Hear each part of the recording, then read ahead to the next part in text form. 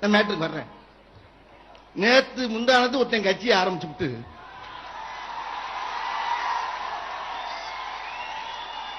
நாளை கழிச்சு முதலமைச்சராக போறேன்னு இருக்கான் ஒருத்தன். என்னன்னா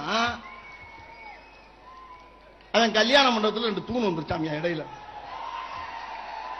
அதுக்கு ஒரு கட்சி ஆரம்பிச்சு நான் அடுத்த முதலமைச்சர் சொல்லிட்டு வாழ்ந்துக்கிட்டு இருக்கான்.